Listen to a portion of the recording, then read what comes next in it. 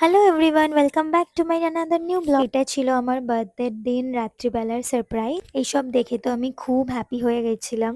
এত গিফটস, এত চকলেট, সবকিছুই আমার খুবই পছন্দের। তো আমি ভেবেই উঠতে পারছিলাম না যে কি করব। আর এই চকলেট বুকেটা বোন আমাকে নিজের হাতে বানিয়ে দিয়েছে। বোন এরকম ক্রিয়েটিভ কাজ করতে খুবই ভালোবাসে। আর একটা মাথার ক্লিপ দিয়েও সুন্দর বুকে বানিয়ে দিয়েছে, যেটা সামনে থেকে দেখতে এত সুন্দর লাগছিল, মানে মনেই হচ্ছিল না যে আমি ওখান দিয়ে খুলি কোনো ক্লিপ। সব গিফটস এর মধ্যে এই দুটো গিফটস আমার সব থেকে বেশি পছন্দের ছিল। আর রাতে কেক কাটিং এর জন্য কেকটা আমি নিজেই বানিয়েছিলাম। রাত 12টা বাজার 5 মিনিট আগে ঠিক আমার পিসি পিসা সবাই চলে এসেছিল, কারণ প্রত্যেক বছরই রাত্রিবেলায় তো একটা কেক কাটিং করাই। তারপরে তো পুরো দিনটাই পড়ে থাক। রাত 12টা থেকে স্টার্ট করে পুরো দিনটা চুটিয়ে মজা করেছি। কেক কাটিং এর পরে এবার এলো আমার গিফটস খোলার পালা। আর ভালো ভালো গিফটস পেতে কারই না ভালো লাগে। তো প্রথমেই আমাকে বোন এরকম একটা সুন্দর চোকার্স দিয়েছিল, তার সাথে কানের ছিল দুটো তিনটে। এইবারের প্রত্যেক কটা গিফট আমার খুব খুব খুবই পছন্দের। তারপর এক এক করে সব কটা গিফটস আনবক্সিং করলাম। এর পরের গিফটসটা খোলার সময় বুঝতেই পারছিলাম না যে এর ভেতরে কি আছে। তারপরে দেখছি এখানে একটা লাইট ছিল, যেটা দিয়ে আমি বিভিন্ন কালারের ব্যাকগ্রাউন্ড বানিয়ে রিল শুট করতে পারবো, তো এটাও খুবই দরকার ছিল। এরপরে আরো একটা গিফট, যেটা চকলেটের মতন র্যাপ করেছিল। তারপরে খুলে দেখলাম এর মধ্যে সেই একটা aesthetic viral cup and plate ছিল, যেটা আমি অনেক দিন ধরে দেখছিলাম। আর এর পরের গিফটটা পেয়ে তো আমি খুব খুব খুব খুশি হয়ে গেছি। আমার মুখের এক্সপ্রেশন দেখেই বুঝে গেছো, কারণ এই ব্যাগটা আমি অনেক দিন ধরে আমার উইশ লিস্টে রেখে দিয়েছিলাম। প্রচুর ডিমান্ডিং এই ব্যাগটা, আর আমার বোন আমার উইশ লিস্ট ঘেটে ঘেটে যেগুলো আমার পছন্দের সেগুলোই সব দিয়েছে, কোনো কিছুই বাদ দেয়নি। এটাও আরেকটা পছন্দের শাড়ি, যেটা এটাও আমি উইশ লিস্টে রেখেছিলাম, সেটাও ওখান দিয়ে দেখে নিজে নিজেই অর্ডার করেছে। এরপরে আসছে পরের গিফটটাতে। পরের গিফটে ছিল একটা, ইয়েস, এখানে একটা কুর্তি অ্যান্ড প্যান্টের সেট ছিল। এটাও খুব সুন্দর, খুব কমফোর্টেবল, কালারটাও খুব মিষ্টি, আমাকে পরে খুব ভালো লাগছিল। তো এটা আমি বার্থডের দিন এটা পরেই নিয়েছিলাম, কারণ নতুন জামা একটা পরতেই হতো।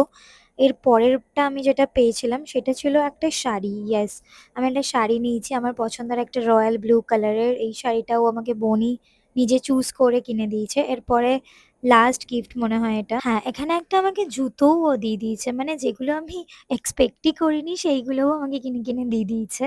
এর না, এটা আমার লাস্ট ছিল না, এর পরেও কিছু গিফটস ছিল। সেটা হচ্ছে একটা জামা। তো বোন নিজেই পছন্দ করে একটা জামা ওয়ান পিস কিনে এনেছে। তো খুব সুন্দর ছিল জামাটা, দেখে আমার খুবই ভালো লেগেছে। খুব সুন্দর ছিল, কালারটাও খুব ভালো, আর এই কালার আমার কাছে ছিলও না। তো যাই হোক, খুবই ভালো লেগেছে ওভারঅল। এবার শুধু গিফট নিলে কি আর হবে, কিছু রিটার্ন গিফট তো দেওয়ার পালা আছে না? তো এটা আমি আমার বোনের জন্য আগে থেকে কিনে রেখে দিয়েছিলাম। যখন আমরা কোথাও শপিং করতে যাই তখন আমি নোটিস করি যে ও কোন জিনিসগুলো দেখছে বা কোনটা বলছে এটা আমার ভালো লাগছে। তো সেগুলোই আমি রেখে দিই ওর বার্থডের জন্য, বা কখনো যদি গিফট দেওয়ার হয়। তো সেরকমই এরকমই একটা জামা ছিল যেটা ওরই পছন্দ ছিল। তারপরে আমার দিনের শুরুটা হলো ভগবানের আশীর্বাদ নিয়ে। সকাল সকাল উঠে ভালোভাবে রেডি হয়ে ঠাকুর পুজোয় বসে গেছিলাম। অনেকক্ষণ ধরে মন দিয়ে ভগবানকে পুজো করলাম, আর চাইলাম যেন আমার জীবন থেকে শত্রুর বিনাশ হয়।